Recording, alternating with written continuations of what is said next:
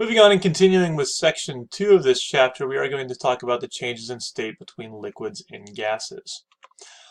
First, we're going to look at going from a liquid to a gas. This is what we call vaporization. There are two types of vaporization, evaporation and boiling. If you look at our picture of the Delaware River here, every morning as the sun hits the surface of that water, it provides more energy to them, so the particles of that water start moving faster and therefore can escape. Keep in mind that once those particles hit the air, they cool down and they form this cloud. This cloud is condensation. It is not a gas. It is actually liquid water, like all clouds. Our second method of vaporization is boiling, which all of you are probably familiar with if you ever had to cook anything, really. But boiling, you'll note, you apply an energy source to the bottom here and it kind of bubbles it up through. So there's a slight difference between these two. Looking at evaporation first, evaporation only takes place on, only takes place on the surface of the liquid. So keep that in mind, evaporation only on the surface. It needs to gain energy from sources. A lot of times that's the sun, but really anything that has more thermal energy than the substance that you're trying to evaporate will work as long as it's applied to the surface of it. Therefore, it is evaporation. So evaporation only takes place on the surface. Boiling, however, takes place throughout the substance, so not only at the surface, but also below the surface. This is why you get those bubbles. So if I heat something from the bottom, then the bottom particles turn into, we get the energy first, they turn into gas first, and therefore have to form bubbles in order to get to the top. So boiling, you will note, has bubbles in it, and evaporation does not, because evaporation is only on the surface. Boiling point is also directly related to air pressure, so keep that in mind. The less air pressure you have, the lower the temperature at which things will boil. This is important to note when you go different places such as Denver, which is really high up, right? They call it the Mile High City. So when you're a mile up, you have less air particles above you than you do if you were at sea level, and therefore your boiling points to water and different other substances will be lowered, actually. So it'll be easier for you to boil this. So again, going with air pressure, here we are, right? There is no air pressure in space, so keep that in mind. It's a vacuum.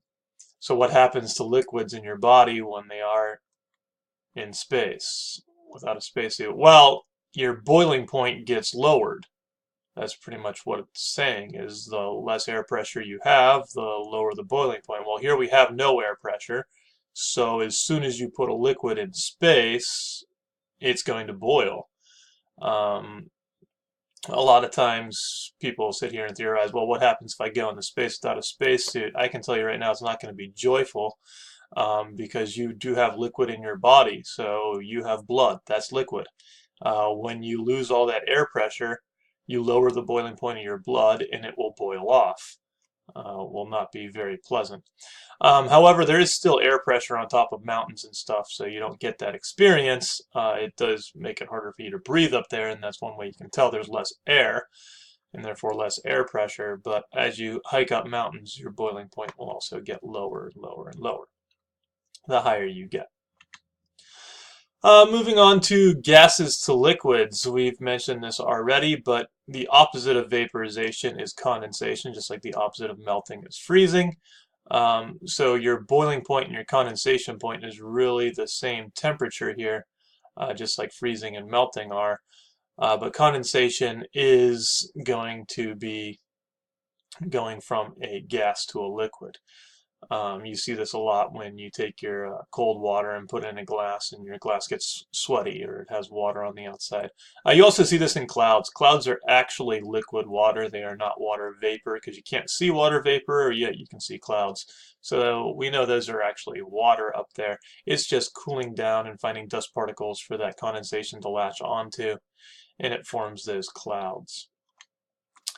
Our last one we want to look at is called sublimation. This is going from a solid to a gas. This is the phenomenon where your substance is actually going to skip the liquid stage.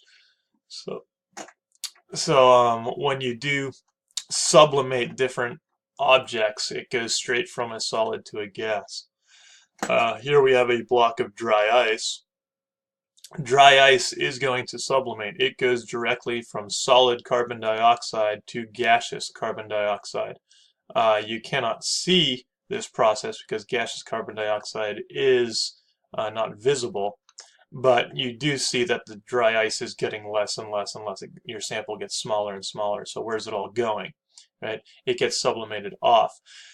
Be careful with this though, especially this example. All this fog that you see coming off is not dry ice at all. It has nothing to do with dry ice. It is not carbon dioxide in any way. This is actually just the condensation of water vapor being in the air next to an extremely cold object.